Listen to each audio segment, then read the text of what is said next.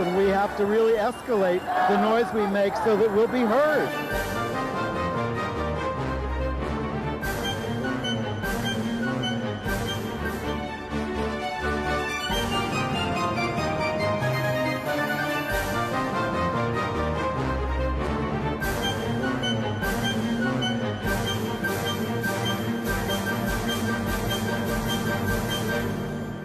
Welcome to Gay USA. I'm Andy Hum. And I'm Chris Cooper, filling in for Ann Northrup. Welcome, Chris. Good to have you back. Thank you so much. And I'll just tell the control room, we're not getting sound in here from things, but I hope you can hear us.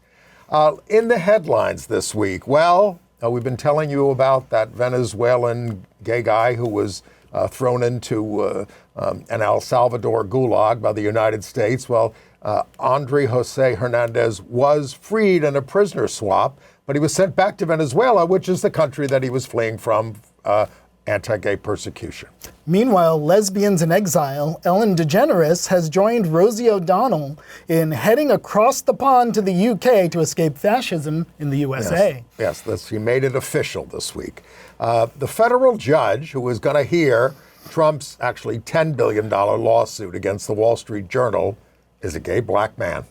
Trump has been ordered by a court to restore $6.2 million in funds for LGBTQ and AIDS services, but a small victory, but the Trump GOP war, and this is horrendous, on everything LGBTQ continues apace. Defense appropriations bill loaded with anti-LGBTQ amendments has been passed by the House. I hope that they can stop some of those in the Senate. Trump has a new gay billionaire best buddy. And New Hampshire's Republican governor has vetoed some anti-LGBTQ bills. Imagine that. Gavin Newsom, the governor of California, has doubled down on anti-trans policies, but he was taken to task by a prominent game show host. While across the continent and down a little bit in Puerto Rico, the governor has restricted gender-affirming care for those under the age of 21. Very sorry to read that.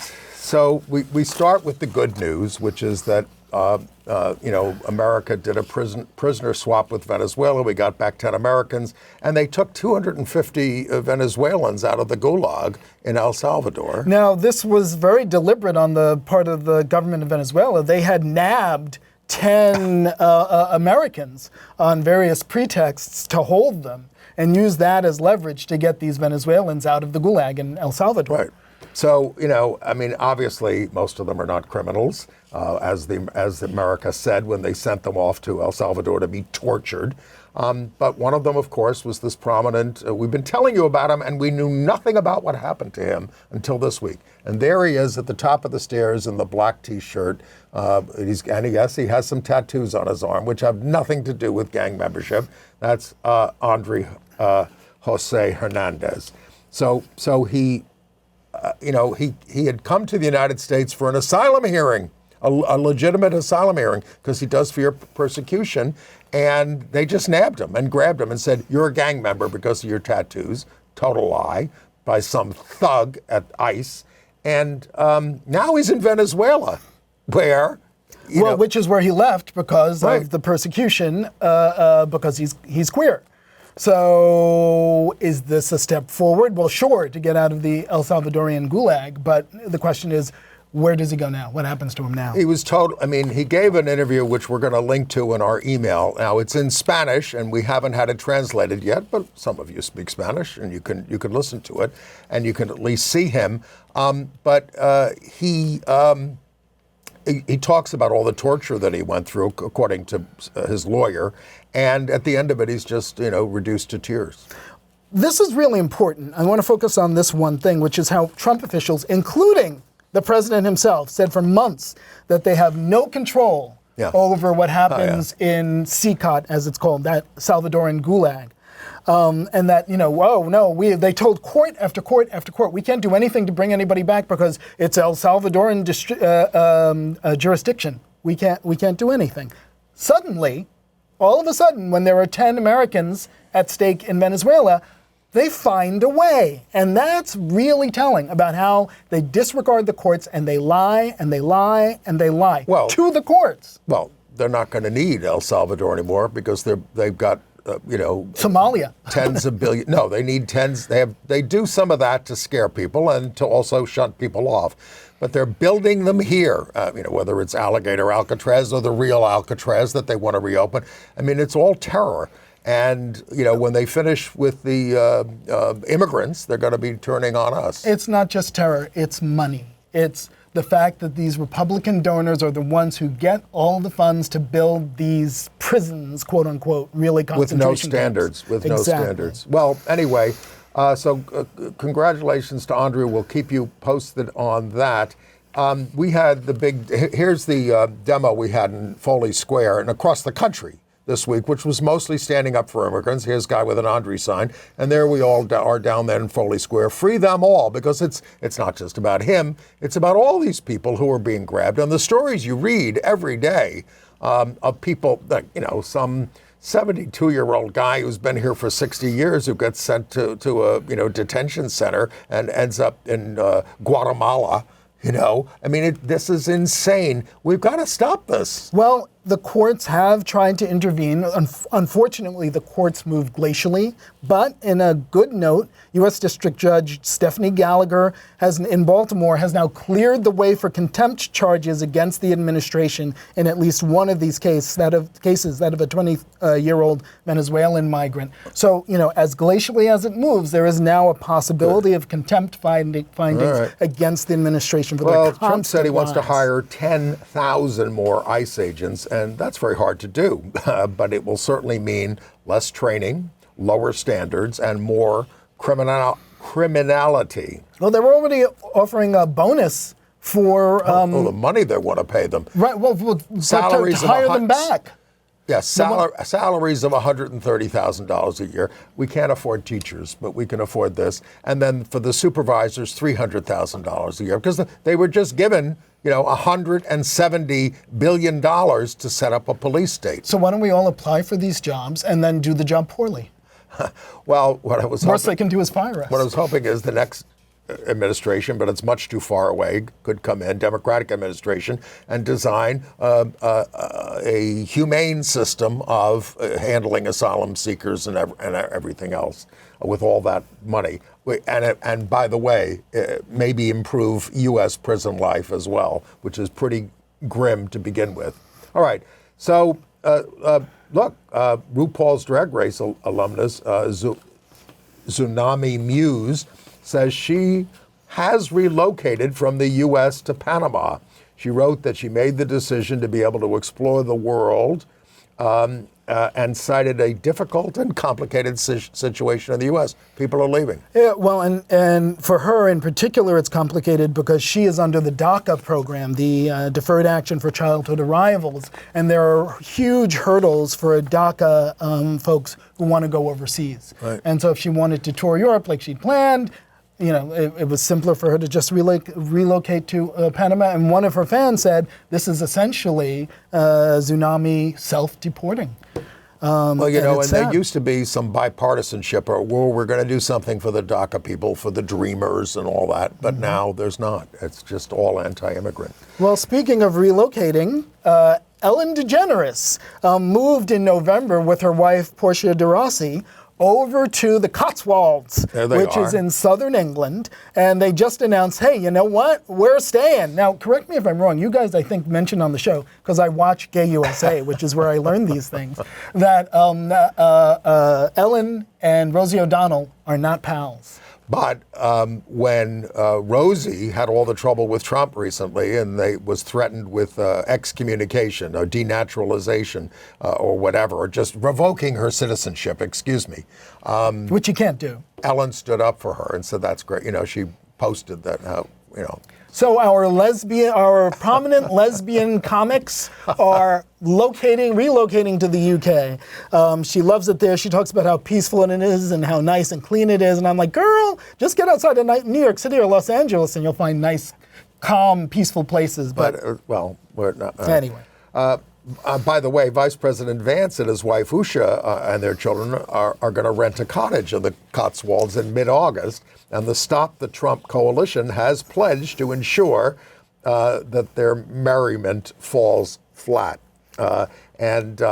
Anyway, and Trump is also going over to Scotland to tour his golf courses, and there'll be a lot of protests over there. As I recall, J.D. Vance encountered a lot of resistance when he tried to ski in, was it Vermont or New Hampshire?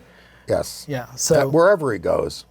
Okay. Now, the biggest news that's been, covering the news is the Epstein files, and so to be clear, nobody cares about the Epstein files except for the right-wing conspiracy theorists. But because these Republicans have built their entire brand on right-wing conspiracies, and suddenly they're like, oh no conspiracy to see here, their base is up in arms. The rest of us are like, Epstein, move on. But as long as it causes them pain, it's a good thing. And it's causing Trump tremendous pain. So he sued the Wall Street Journal when they published a saucy letter that he supposedly sent to it was a birthday Epstein. A birthday book for Epstein when Epstein turned 50. Bill Clinton has a letter in there. Alan Dershowitz has a letter in there. And Trump's is rather salacious because his signature is made out to be the pubic hair of a woman.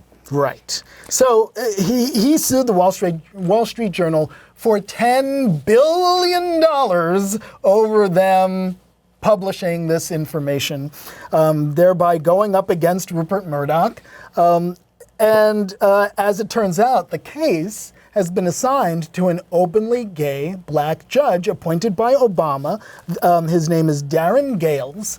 And this is when he was appointed, he was the first openly gay African-American man to be appointed to a judgeship of that level and that high. I mean, the letter that he wrote was very incriminating because, Trump wrote a happy birthday and may every day be another wonderful secret. And obviously, they all the stuff they did with underage girls was a big secret. And it can't be said... Am I going to get sued now for $10 billion? It can't be said. We're just reporting on what they reported. Right. It can't be said too often that Trump, in a 2002 interview in New York Magazine, called Epstein a terrific guy, and went on to say that it is even said that he likes beautiful women as much as I do, and many of them are on the younger side. Yes, indeed. All right, some more good news. The Trump administration, because our group sued, was forced to restore $6.2 million to LGBTQ and HIV groups. This was a ruling by Judge John S. Tigar, Tigar. He said the groups are likely to succeed, and he said, you're denying people without giving you relief. You're denying people critical support for life-saving health care and support services to marginalized LGBTQ populations. The loss threatens not only the survival of critical programs, but also forces the plaintiffs to choose between their constitutional rights and their continued existence. And let's be clear, I think the group spearheading that successful lawsuit was Lambda Legal Defense. So go Lambda. We love you. Yes, our legal groups are really doing a great job. But in bad news, there's a bill that got through the House that strips healthcare protections to queer service members. It contains 4 anti-LGBTQ riders that prevent medically necessary care for transgender people. So even if somehow Trump's... No, wait a minute. This was not in the big ugly bill, was it? Or is this part of the appropriations, the defense appropriations bill? I believe this is part of the defense appropriations bill. So my question about all these anti-gay amendments that the House is passing, because they hate us, Republicans hate us, can't that be stopped through the filibuster, or with the Democrats in the Senate? Hopefully. I don't know. Okay. I don't know. So they passed a bunch of these, but there was one thing they did not pass. Yes, Marjorie Taylor Greene had one. Marjorie Taylor Greene had an amendment that would have gotten rid of HIV prevention funding, and so that did not pass. The only thing that did not pass. That was a bridge too far. Yes. But the other ones give you a license to discriminate and ban drag shows and all that stuff. All right, Homeland Security Secretary Kristi Noem has just canceled, now listen to this, $18.5 million in grants to LGBTQ programs that promote diversity, equity, and inclusion. They're cutting funding for the Center for Prevention Programs and Partnerships because the spending went to ideologically driven programs, and among them is, SMILE, which is, supporting and mentoring youth and advocates and leaders in the LGBTQ youth community. So this is the kind of stuff they're doing. They just look for these things in their budgets and they cross them out because it has to do with us. And this is on the heels of them already canning a connection to the Trevor Project and the Suicide and Crisis Lifeline. Right. I even saw a Republican Congress member have a press conference saying this is terrible. It was Mike Lawler, who by the way is not running for governor of New York anymore. He's trying to reclaim his seat. He acts like he's a moderate, but he voted for all those terrible bills. Exactly.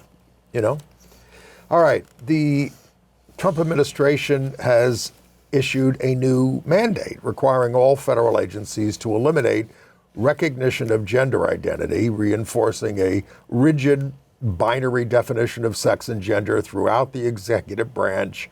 By mid-August, you got to accomplish this. You've got to. This is in keeping with the executive order defending women from gender ideology extremism and restoring biological truth to the federal government.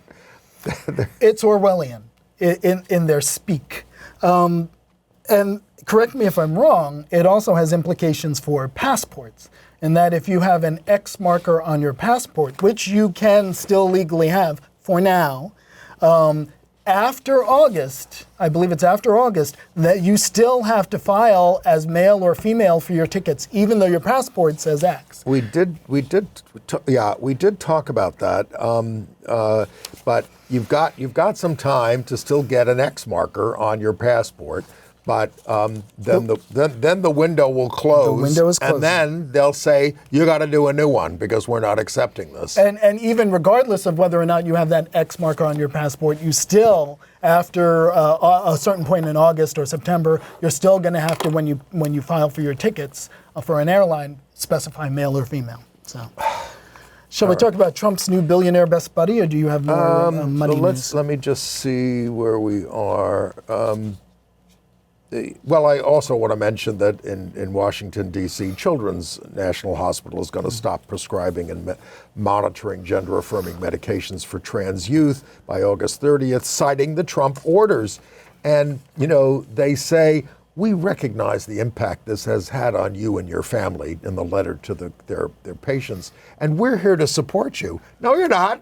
You're giving up on these kids. But, I kind of understand the bind they're in. I mean, because they're going to lose all their money if they don't.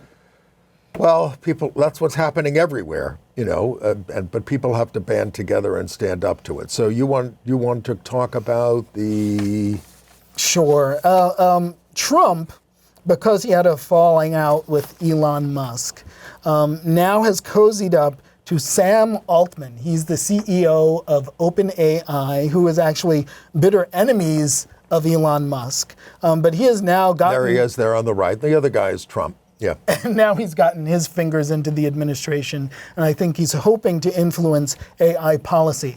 I want to make it very clear. I'm declaring a sexual fatwa against Sam Altman. He's married now, I think. I don't care. Whether married or not, no gay man is allowed to give him sex until he comes to his senses, because he used to support Democratic causes. He supported Hillary Clinton in 2016, and now suddenly he's done this turnaround, purely because the money, the influence. Well, it's like the plot of Lysistrata, where the women withhold sexual favors from the men because they're at war. I'm glad you could remember the classical reference, because I was trying to think of it and I couldn't. I saw Alan Cumming in the play. It is exactly More like that. More about whom later. Sexual fatwa against Sam Altman till he comes to his senses. No sex for him. I think a lot of that is going on because a lot, women are also being, completely assaulted by this administration. And if they're married to, someone who was MAGA or something, I mean, there's a tendency to not want to make them happy anymore. So you think J.D. Vance ain't getting them? I heard a friend posted that Laverne Cox has a MAGA cop boyfriend now. That's not, and usually I don't criticize anybody who you go out with, but that's kind of a bridge too far. I couldn't do it, no matter how good looking they were. All right. Okay, appropriations bill, you went through all that. Well, meanwhile, in New Hampshire, we got a little bit of good news from a Republican, shock of shocks. Kelly Ayotte. Exactly. Is that her name? That's her name. The governor. The governor of New Hampshire, Republican, and she vetoed a whole bunch of anti-gay bills. Good for her. It would have essentially been a book banning law that would have taken effect in New Hampshire. Anything that materials that were deemed harmful to minors could be challenged. And she said, hey, you know what? We already have a mechanism to challenge the books in New Hampshire. We don't need this. Right. So she vetoed that. She vetoed something about segregating people by sex at birth rather than gender identity in businesses and correctional facilities because, shock of shocks, New Hampshire has anti-discrimination protections on the basis of gender identity. Yes. And she said, this doesn't work with that. So, she vetoed a bunch of things. So, good for her. Well, New Hampshire and the Republicans in Vermont, I mean, they have some Republicans as well. They're of a different breed. They're old school Republicans. A dying Republicans. breed. Yeah, they're old school Republicans. Right. And then, there's these horrible what's happening to television. We're still here, but enormous cuts to the Corporation for Public Broadcasting, PBS and NPR. Now, I have a question about this, this was part of the rescission bill. Are you better off without government money? I mean, essentially. I mean, if it's the federal government and they're going to be putting all these restrictions on and you got to, should you, because it's not, for the Corporation for Public Broadcasting, it's like 10% of their budget. That's a lot. And it is going to kill off a lot of these local stations in North Dakota and places like that. But would you be better off just raising money from the public, like we do here at Gay USA? I mean, that's the only way essentially we survive. You send us some donations. We will not accept government money, and we don't have any corporate money as well. Well, this goes to the pattern in this administration of silencing critics. And they cut the funding to something like NPR because they're not towing the line, or they use coercion, as they did with Stephen Colbert. Yes. They basically, because they knew that CBS was going to need approval for a merger, basically CBS said, okay, Stephen Colbert has got to go. Same thing with ABC and CBS 60 Minutes when they gave all that ridiculous amount of money to Trump for frivolous lawsuits because they wanted to have their mergers approved and they knew they wouldn't get it under this administration unless they caved, and they did. Wall Street Journal has not caved yet, but the administration is using the same tactic, suing for $10 billion to try to silence them and to intimidate others into actually telling the truth. Telecom giants like Verizon and T-Mobile have both withdrawn their DEI programs and statements because they knew their mergers wouldn't be approved if they weren't trying to merge together, but they had separate merger deals with other people, and they wouldn't be approved. What they're trying to do to Harvard, what they've done to Columbia, again, coercion to silence critics, to force a certain agenda. Well, it's how fascism takes hold because people obey in advance. Exactly. They don't even wait to be ordered to do it. They just obey in advance, which we do not do here at Gay USA. And I want to stress how important the courts have been as the one backstop. Both Republican-appointed and Democratically appointed judges have been pushing back on these things. Again, glacially, but it's happening. Like how we talked about earlier, how the judge had opened the way for contempt charges. But again, it's glacial. Just came down that the White House has won the appeal so far against the Associated Press that refused to use the term Gulf of America instead of Gulf of Mexico. And so now they've been banned from Air Force One, from White House press conferences, and the courts said that was okay. So now it likely will have to go to the Supreme Court, and who knows what's going to happen there. So the one place where we've been winning is the courts, and now they're trying to seize control of that. That's why the Senate hasn't gone into recess, because Trump wants to keep them there in August until they approve all his appointees so he can stack the federal judiciary, because he knows he's losing, and he just got one of his first confirmations. This is terrible. A judge named Joshua Devine just got a lifetime, he's 35 years old, and he just got a lifetime appointment on a seat in the U.S. District Court in Missouri. He has a long record of litigation against women's reproductive rights, including leading a major challenge to the FDA's decades-long approval of mifepristone. The abortion pill. He also argued in favor of bringing back literacy tests for voting, which was a practice they used in the 1960s to keep people like me from being able to vote. Well, they didn't just do literacy tests. They said how many jelly beans are in this jar, and if you can't tell me, we're not going to let you vote. But he's trying to bring back the literacy tests, or he argued in favor of that. And he has compared LGBTQ rights to pedophilia and bestiality. He says that Christians are, quote, obliged to ethically impose their beliefs on others. And this 35-year-old just got a lifetime appointment to the U.S. District Court in Missouri. Whoa, another like Kazmarek out there in the north of Texas who will be ruling against us. Well, at least they can't do national injunctions anymore. If you care about your loved ones in nursing homes, Trump's immigration crackdown is beginning to strain the long-term healthcare, workforce there in the homes. And, some providers had to terminate some people because of their immigration status, and others are just not showing up for work because they're afraid. You have to think, did they ever stop to think, who's actually doing all the work that nobody else wants to do? Yes.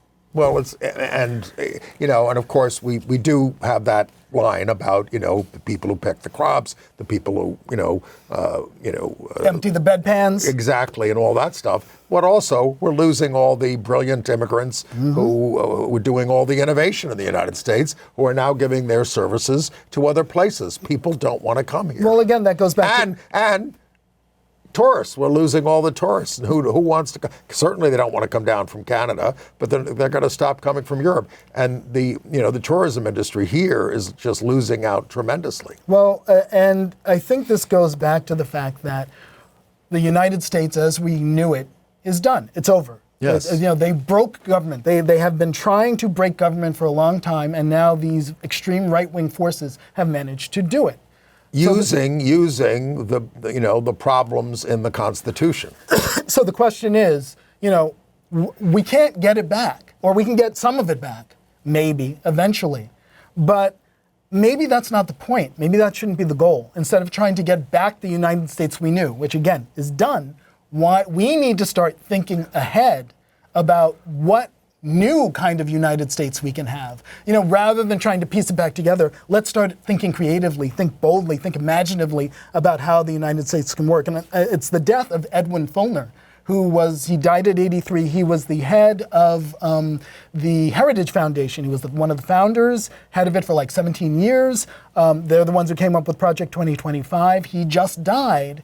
And reading his obit, I realized, they spent so long in the wilderness. They were fringe. They were nobody. And then through years of hard work, they got their agenda to the point where it is now redefining the United States. That's what we need to do.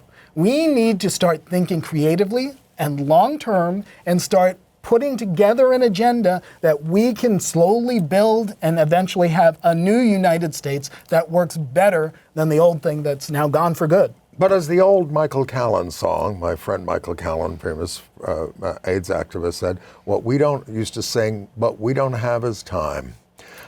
We don't have time. I mean, we're only an eighth into this Trump administration. I mean, my God, so much more time ahead and so much more time for mischief. And yes, winning the midterms would certainly put a little, crook in his work.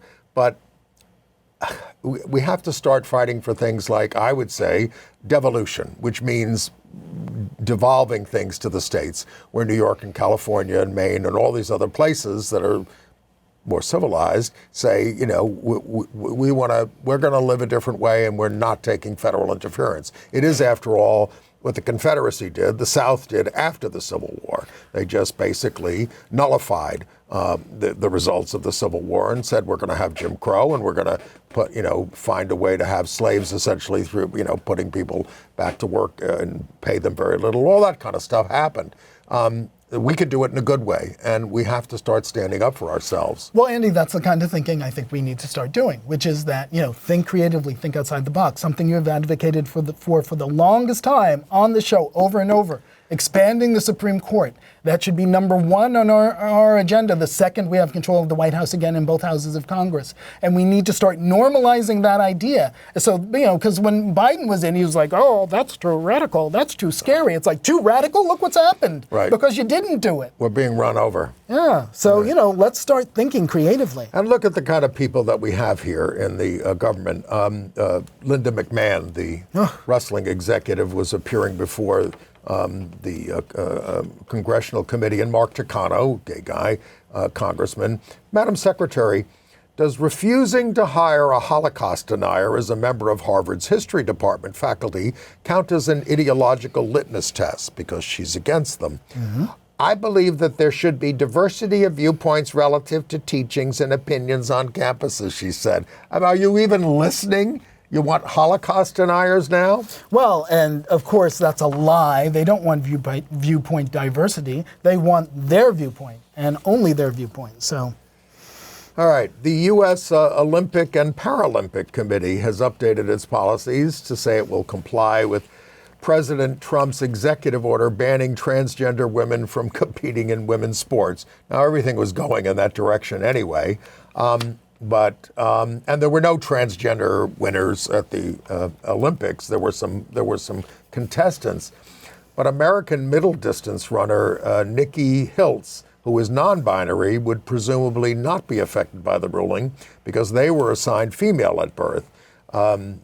Hiltz finished 7th in the 1,500 meters in Paris. Well, and to flash back for a second to our discussion about funds being withdrawn, funds being released, the Trump administration has released $1.3 billion in frozen federal funding for after-school programs simply because even the Republicans wouldn't tolerate that. They said it was a step too far. Right. Good. And then there's veteran federal prosecutor Maureen Comey, known for her work on the Jeffrey Epstein and Ghislaine Maxwell cases. Trump reached into this department and he fired her. I want her out. She's the daughter of James Comey. And she fired back. If a career prosecutor can be fired without reason, fear may seep into the decisions of those who remain. You think? And she said, do not let this happen. We've entered a new phase where without fear may be the challenge. Let this moment fuel the fire that already burns at the heart of this place, the office, of commitment to seek justice for victims, of dedication to truth above all else. All very nice sentiments, but they're out the window now. Not directly related to gay things, but about the kind of Justice Department we have now. Yes. Breonna Taylor was the young black woman who was shot to death in her own home, in her own bed, by police officers executing a no-knock warrant in Louisville, Kentucky. Yeah. I want to start just saying a little bit about Breonna Taylor, because too often we talk about, this person as just something happened to them. But let's talk about the person. Sure, of course. She became an emergency medical technician for the city of Louisville, working for Jewish East Medical Center as a full-time emergency room technician and practicing registered nurse for Norton Healthcare. She desired to become a full-fledged nurse, and then her dreams obviously ended at the age of 26 when she was shot dead in her bed. So there's only been one person who's been held accountable well, 2 technically, but for the shooting. Right. He wasn't the one who fired the shots that killed her, but he was outside and just kind of started shooting randomly into the apartment buildings where everybody lived. His name was Bret Hansen. Yes, Bret Hansen. And he was found guilty. That's, of course, him, the white guy on the left. Yes. He fired 10 rounds into Taylor's apartment, 3 of which traveled into an adjacent unit. And so he was charged with violating the civil rights of the tenants and was found guilty. So once the Trump Justice Department took over, what did they decide to do? They recommended that even though this guy had been found guilty, that his sentence should be 1 day. Hasn't he suffered enough, is basically what they were saying. I can't tell you how that felt as a black person to read that. It was a deliberate thumb in the eye so that he could appeal to his white supremacist supporters and could appeal to his, cops can do no wrong supporters. Happily. Unless they're defending the Capitol. Exactly. Happily.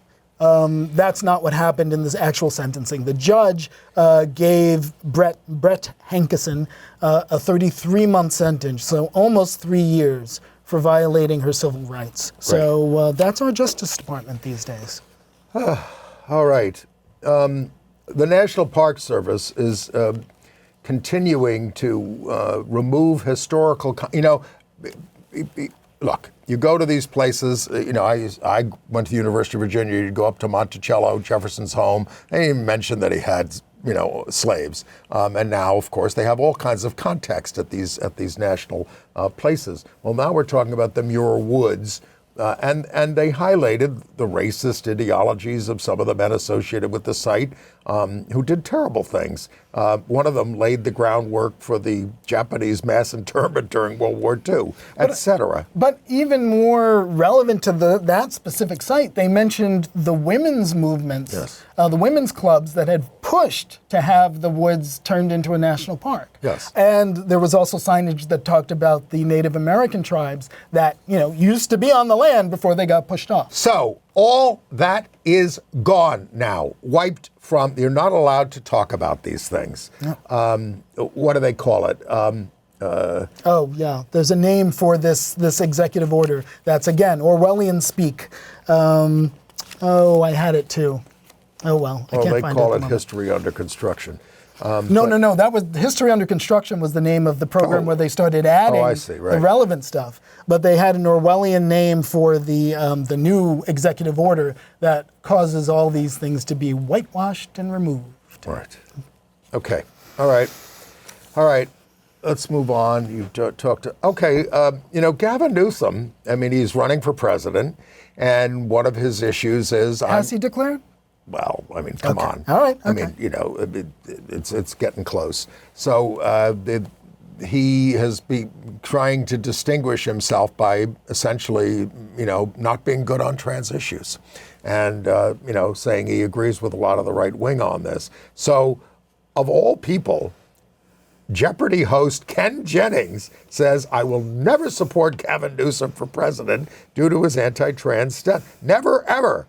Well, of course, I have to say, if he's up against J.D. Vance, I might vote for him. I think his positions on trans stuff are terrible. Horrible. But I don't get to choose. But the governor said he completely aligns with some of the gender politics of far-right extremist Charlie Kirk.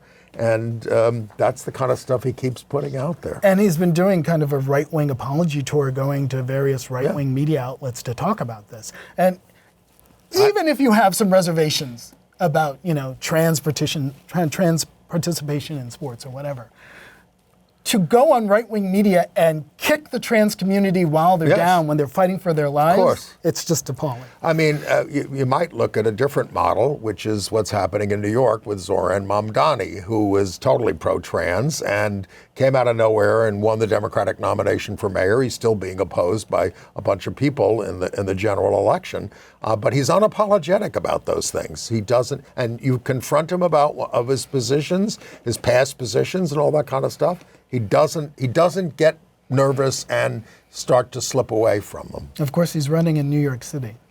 Well, New York City is not a liberal town. I've lived here all my life. How long have you lived here? You're from Long Island. I'm from Long Island. New York is not a liberal town. It took us 15 years to pass a basic gay rights bill. We thought it up here in 1971, Gay Activist Alliance. First one of the country, one of the last big cities to pass one was New York, because we could have passed it in Manhattan in 1971, but we have Brooklyn, the Bronx, Staten Island, and Queens. Now they've changed over the years. Except for Staten Island. No, we've elected some Democrats out there and some people of color as representatives, so it's changing. But since you brought it up, I just have to point out that my high school beat your high school in debate all the time. Your high school was? I was a high school debater. Uniondale High School. You were at Uniondale. You were at Chaminade. Chaminade, and you beat us in debate. I wasn't a debater. I'm obviously losing the debate here, so, you know. I was in dramatic interpretation in high school. All right, Texas. Governor Greg Abbott has called a special legislative session to address the deadly floods. This is going on that left 134 dead and 101 missing. But all they're doing is introducing, social issues and things. And redistricting. And they want to redistrict. I don't know how this is going to work. How much worse can it get in Texas? Well, apparently they're thinking they can pick up 5 seats by what they're planning. In other words, usually you do redistricting once every 10 years. Right, after the census comes out. That's not a requirement. You can do it again.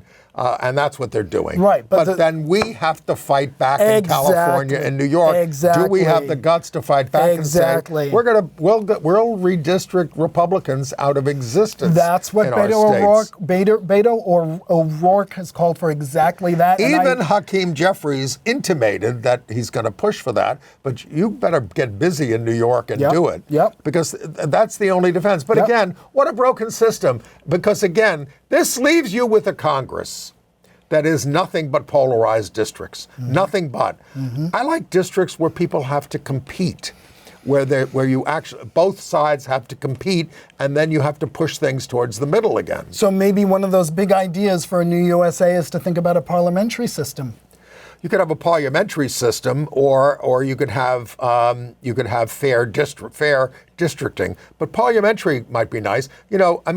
We only have 435 members in Congress for a country of over 300 million people. That's insane. 1 million people in each district.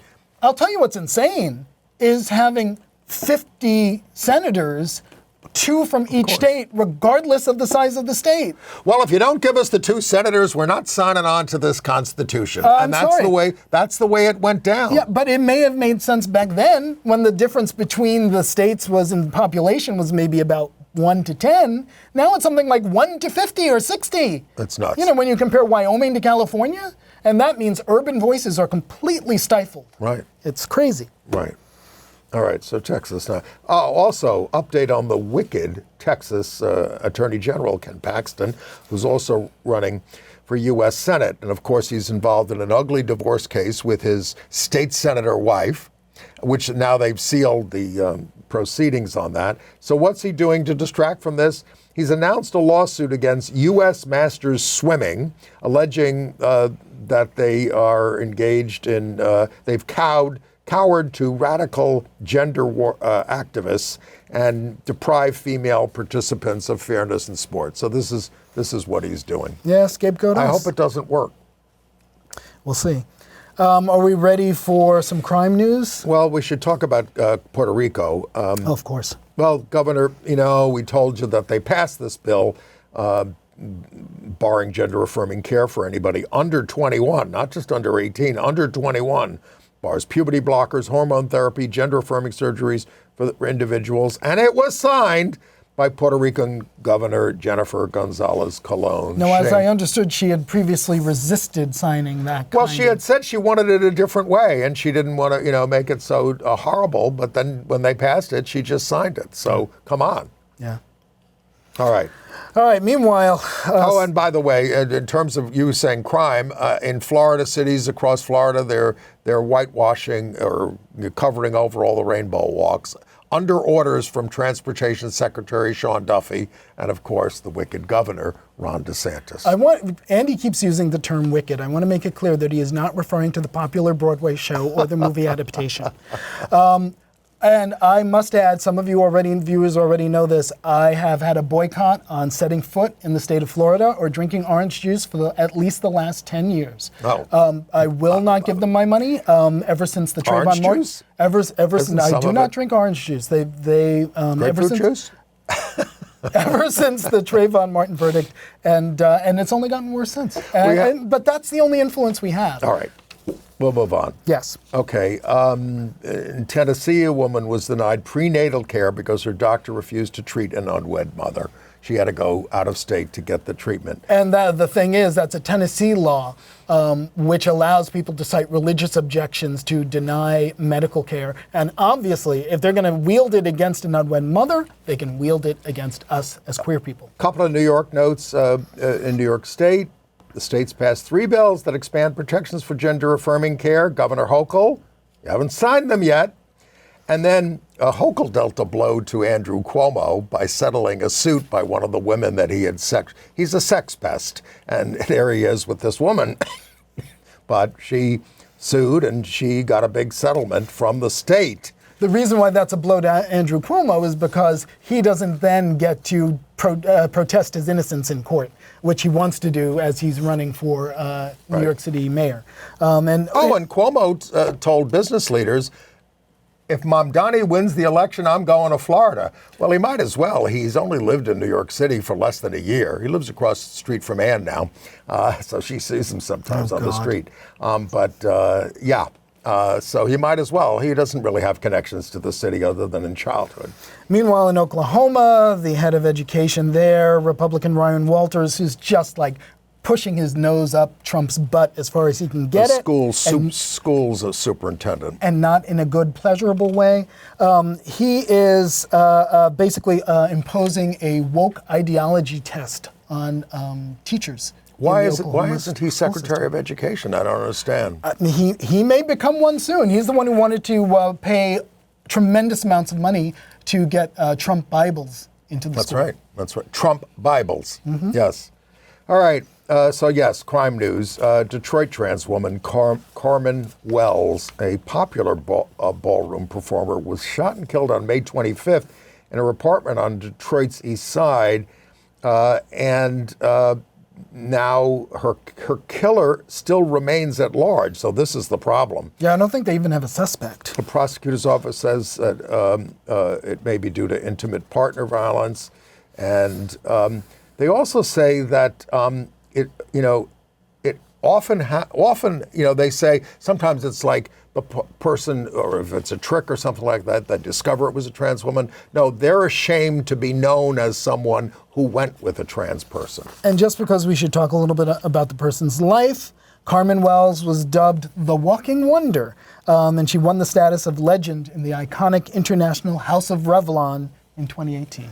Oh, and just terrible, the violence that goes on and on and on, and it is fomented by this administration. Should we talk about some good news in Philadelphia? There's a women's sports bar that's opening this summer, named for Marsha P. Johnson. It's called Marsha's, and it's being opened by Siobhan Anderson with partner Trisha Eichelberger. And it started because she went into a sports bar and wanted to see the women's FIFA final, women's World Cup. When Megan Rapinoe was playing? Exactly. So it was big stars, and she had to fight with the guy running the bar to put that match on. So she's done with that. Now she's opening up her own women's sports bar in Philadelphia. In mid to late August, and they're going to show LGBTQ films and television shows. You're welcome to run Gay USA in your bar. Well done, Siobhan. Actually, Lou Millette, when we were with Lou Milletta back in the 20th century, they used to run it in some of the bars, the show, on the screen. Let's have international news. Sure. Well, a federal judge in Canada blocked the deportation of a non-binary American citizen, citing fears of persecution under the Trump administration. So, Angel Jenkai, a 24-year-old who came to Ontario from Minnesota as a visitor, faced being deported from Canada, and they convinced a judge, look, I can't go back to the United States. It's scary. He says, no matter what I do, I look trans. People read me that way, and it's not safe for us.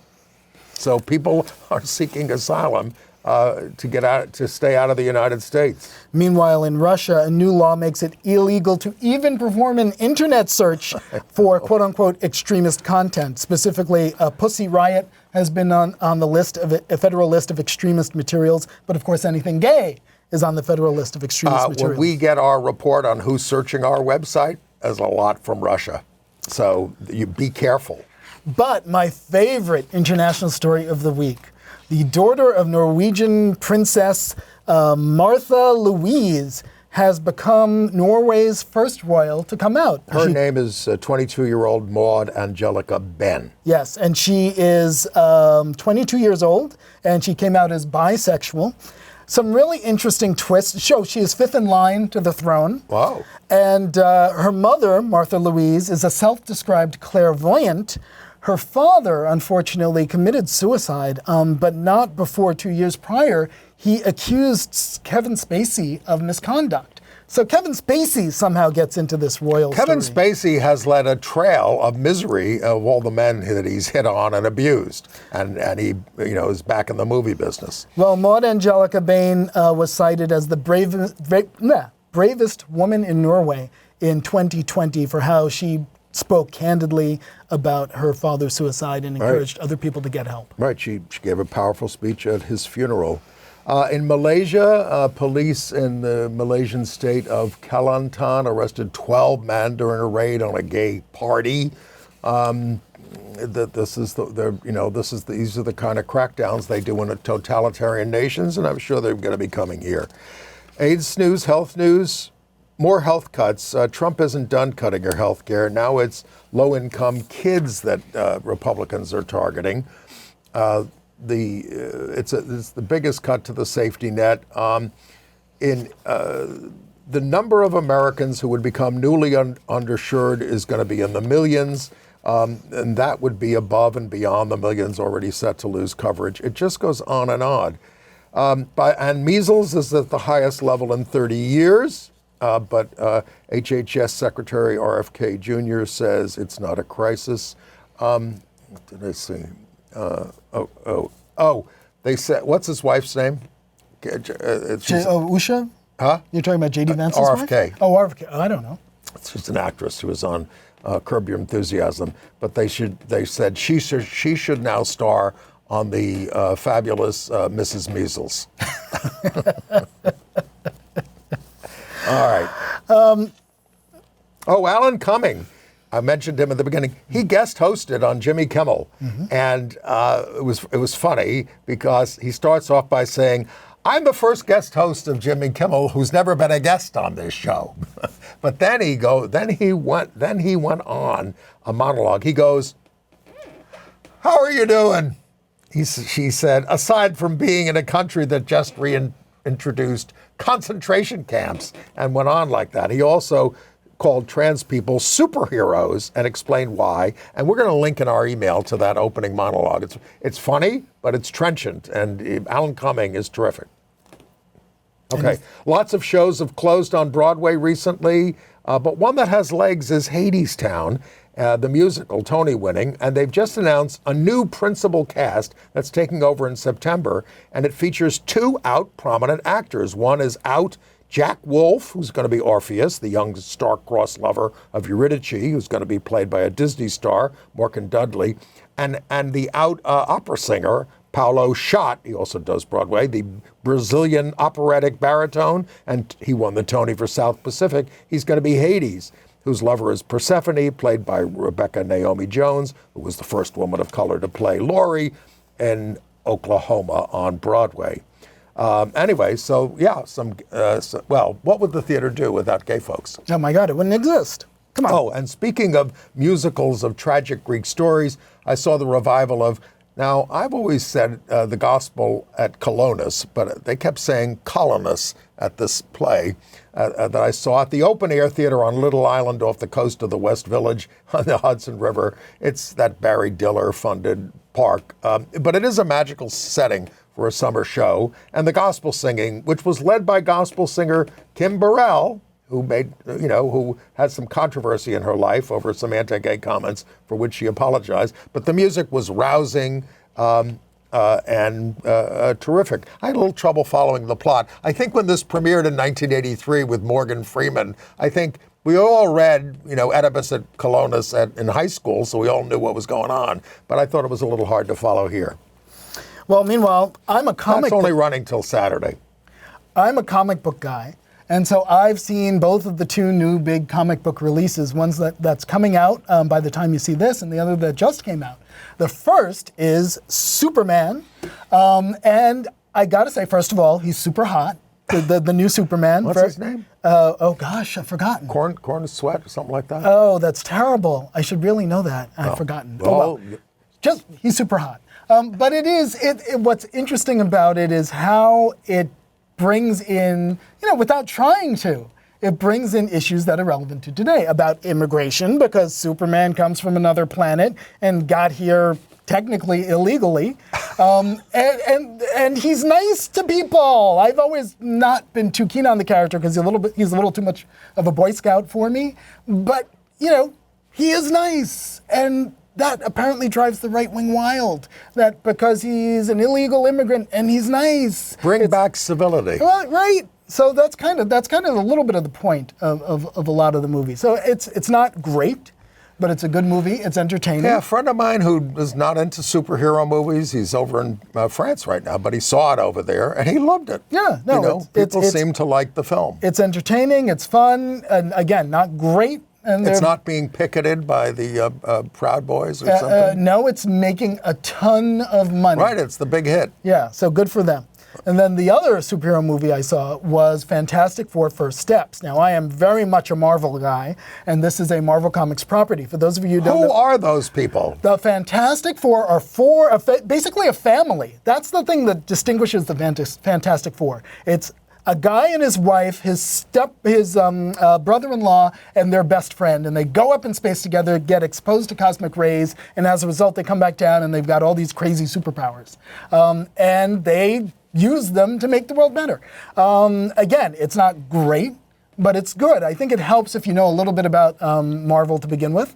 But even if you don't, I think you'll find enough to enjoy it. It's a little bit expository in the very beginning, but they do it in a kind of flashy way. And the whole thing, what makes it really kind of fun, is it's set in the 1960s. So it's a little bit of a retro futuristic vibe to the whole thing. So it's, again, and it's got that nice family vibe. So I can recommend both of those superhero films. And if you're like me, even me, I'm a little tired of the whole superhero thing, because there's been a lot of it. But as superhero entries go for the genre, these are two worthwhile films. I certainly will try to check them out. And we're just down to our last 45 seconds. We had a wonderful luncheon for MNN. They're trying to promote this place, which is where we originate for. And there's our whole team there. They technically were honoring Ann and me, but there's Chris and Rich and Bill and Marin and my friend Tony Halbut there in the back, who is not on our team, but he's a big supporter of the show. So yeah, it was nice, and we got to keep places like this going. Yep, yeah. This is the grassroots kind of thing that'll keep us alive. And we'll be back next week. Yes. But thanks for watching, and Chris gonna be back in a couple of weeks. Bye.